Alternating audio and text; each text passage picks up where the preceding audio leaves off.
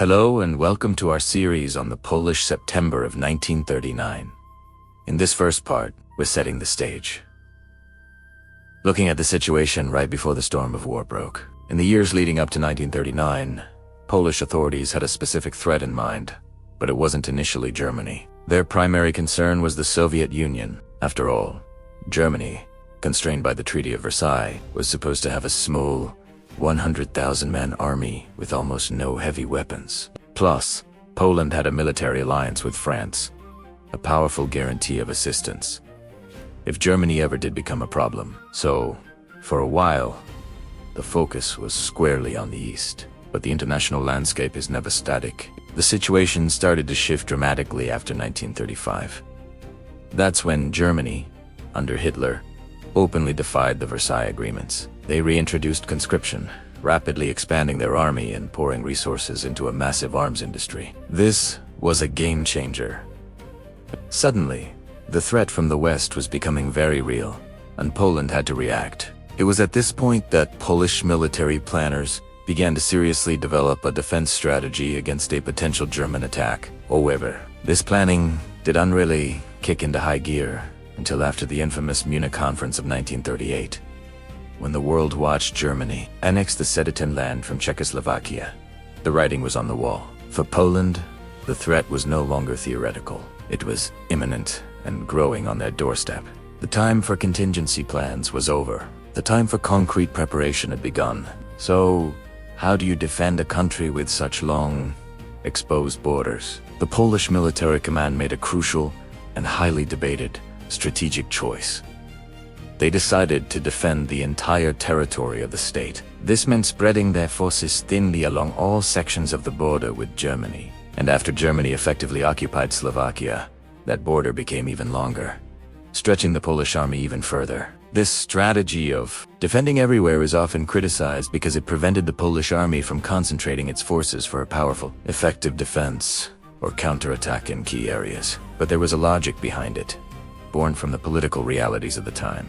The Polish government was terrified of a repeat of the Munich scenario. They feared that if they conceded any territory, even temporarily, Germany might halt its military action, declare victory, and then call on the other European powers to mediate an amicable resolution. This would leave Poland partitioned and weakened, just like Czechoslovakia. By defending every inch of ground, they aimed to make it clear that this was a full-scale war, not a limited border dispute. They wanted to force their allies' hands and ensure the conflict couldn't be swept under the rug with another diplomatic conference. It was a strategy dictated as much by political fears as by military doctrine. Of course, Poland never planned to fight Germany alone.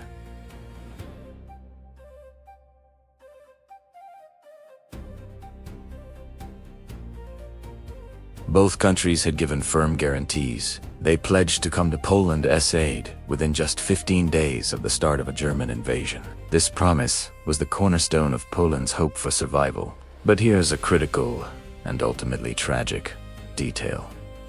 The Polish side never fully verified if these promises were actually feasible. They took their allies at their word, assuming that the French and British armies were ready and able to launch a major offensive against Germany's Western Front on such a short timetable. They didn't push for detailed operational plans or question the logistics.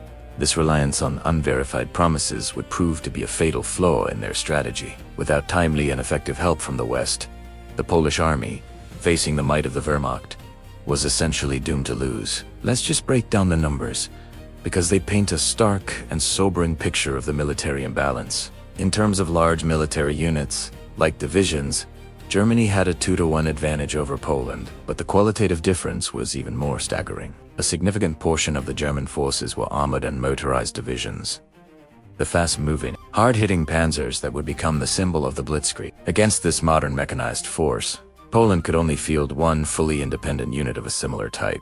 The disparity in equipment was even worse. Germany had a 5-fold advantage in the number of tanks. They had 5 times as many modern aircraft dominating the skies. In artillery, their advantage was more than 3-fold.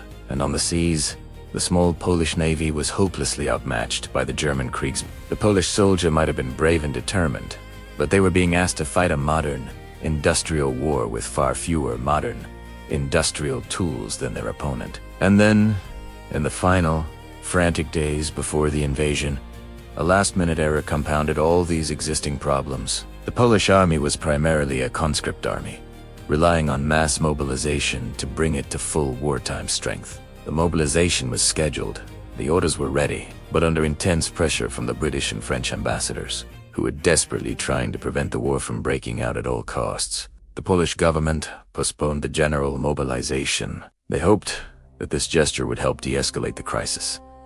It was a catastrophic mistake. When the mobilization was finally ordered, it was too late. The process had to be completed under the bombs of the German Luftwaffe, men rushing to join their units, trains carrying troops and supplies, and command centers were all targeted from the air from the very first hours of the war. This disruption meant that many Polish units never reached their full strength or their designated positions. They were forced to fight unprepared, disorganized, and already under attack right from the start. So, as the dawn of September 1st, 1939 approached, this was the situation.